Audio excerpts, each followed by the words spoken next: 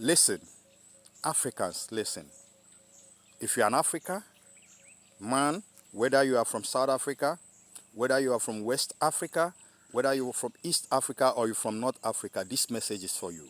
And after listening to this message, share this message and make sure this message get to the whole part of Africa.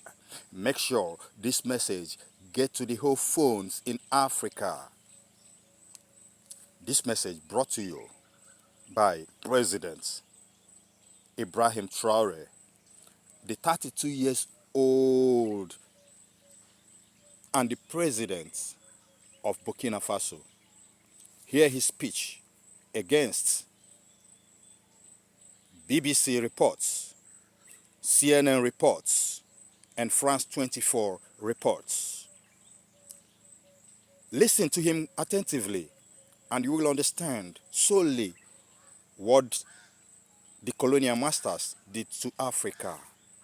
You will understand how far they destroyed Africa, and this young president, IBRAHIM TRAORE, is coming today to salvage Africa. I want to tell you, he got my back, he got my support. Whether they call him military hunter or they called him whatever, all I know is this: when you see the one who has come to salvage his people, you will know from what he do, what he does, what he acts, what he says, from the direction he is coming from, you will know exactly that he has come to salvage Africa. Our colonial masters did wrongs in Africa. They looted Africa and they are still looting Africa. And that is why Traore is here today to say the facts. It doesn't matter what the people call him. Listen to the youngest president. CNN, BBC, France 24. I'm watching you all. I'm recording every lie. I'm archiving every distortion. I am Ibrahim Traore, and today I'm pulling off your masks. Yes, you heard correctly.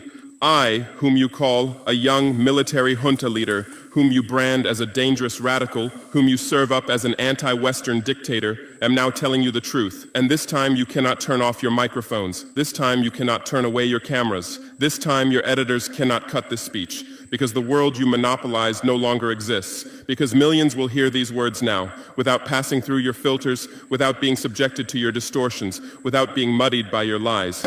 I am 34 years old. Every day of my life, I grew up with your lies. As a child, I would watch Africa on television.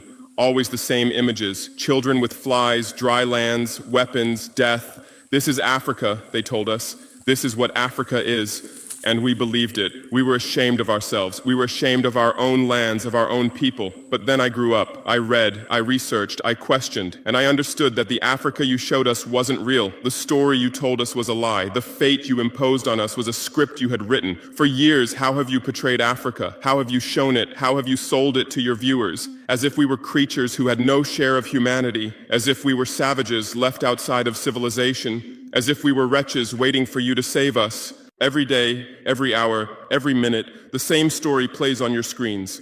Hunger, war, disease, corruption, terror, chaos.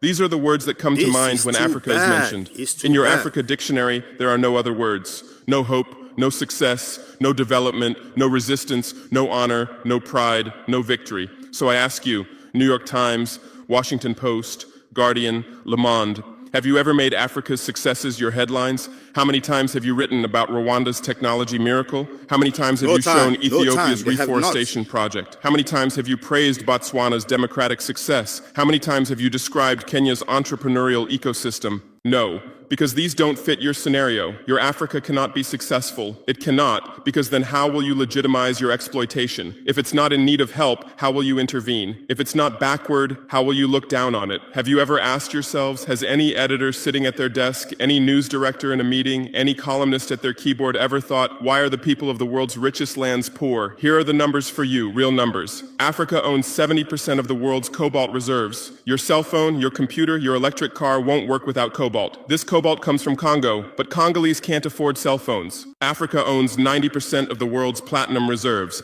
Catalytic converters, electronic devices, medical implants, they all need platinum. This platinum comes from South Africa, but South Africans are crushed by unemployment. Africa provides 30% of the world's gold production. Mali, Burkina Faso, Ghana, Tanzania. Gold flows like rivers from our lands, but our people swim in poverty. Africa supplies 65% of the world's diamond production. Botswana, Angola, Congo, Sierra Leone, billions of dollars worth of diamonds are extracted, but our miners live on $1 a day. Africa owns 35% of the world's uranium reserves. Niger, Namibia, South Africa. Nuclear plants run on our uranium. Paris lights burn with our uranium, but our villages have no electricity. And you still ask, why is Africa poor? No, the right question is, how was Africa kept poor while being so rich? Here's your answer. Colonialism didn't end. It changed shape. You used to come and occupy our lands. Now you come and establish companies. You used to take by force. Now you make agreements. You used to rule with the whip. Now you rule with credit. Let me give you concrete examples. With numbers, names, dates, but you'll never write about these. Glencore, Swiss-based mining giant, extracting cobalt in Congo. 2022 revenue, $256 billion. Tax paid to Congo, $500 million. That's 0.2%. Is this justice? Rio Tinto, British-Australian mining giant, extracting bauxite in Guinea, 20 million tons annually. What's left for Guinea? Environmental pollution and cancer. Total, now Total Energies, French oil giant, extracting oil in Angola, Nigeria, Congo. 2022, profit, $36 billion investment in Africa, dirty pipelines, Anglo-American, founded in South Africa but now in London. Diamonds, platinum, iron, taking everything. What it left in South Africa? 6 million unemployed miners. And these are just the tip of the iceberg. What about the invisible, the secret deals, the offshore accounts, the transfer pricing tricks? Every year, $88 billion in illegal money flows out of Africa.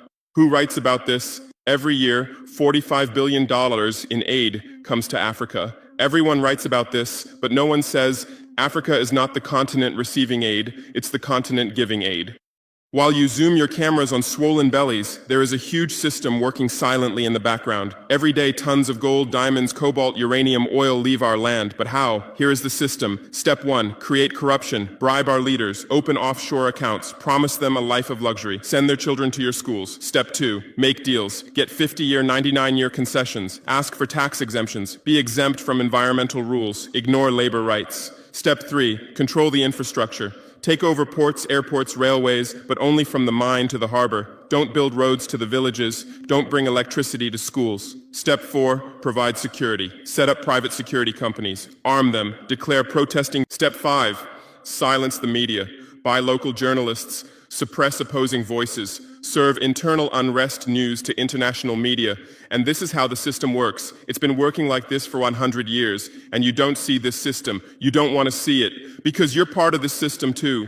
Who are the biggest advertisers of New York Times, CNN, BBC, oil companies, mining companies, arms companies, pharmaceutical cartels, the companies that exploit Africa? You live on their money, you defend their interests, and what I'm about to tell you might cost me my life, but it's no longer time to be silent. France's system in Africa is the CFA franc.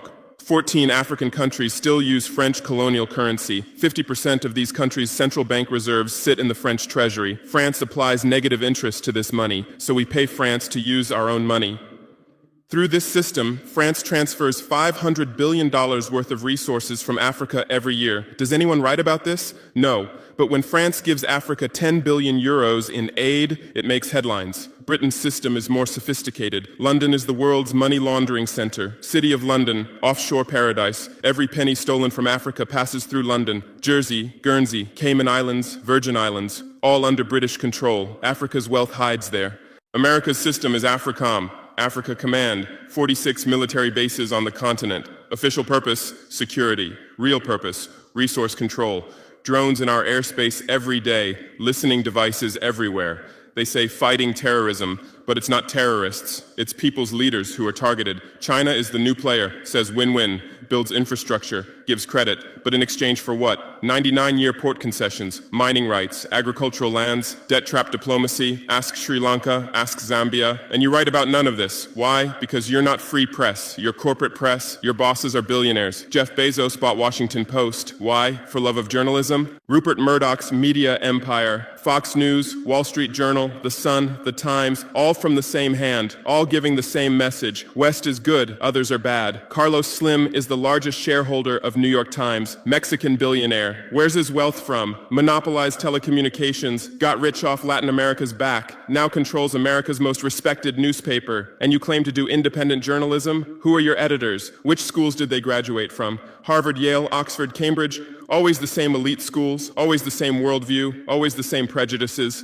How are your reporters selected? How many languages does your Africa correspondent speak? French, English, that's all. Swahili, Hausa, Yoruba, Amharic, they don't know. They can't talk to the people. Your sources are always the same. Western diplomats, NGOs, experts, and then you come and lecture us.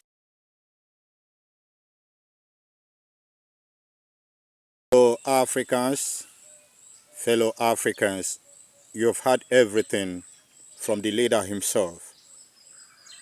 It's your turn. All you got to do is to comment and share and let it get to the whole Africans all over the world. Share it now. Do not keep this for yourself. It's a viral information.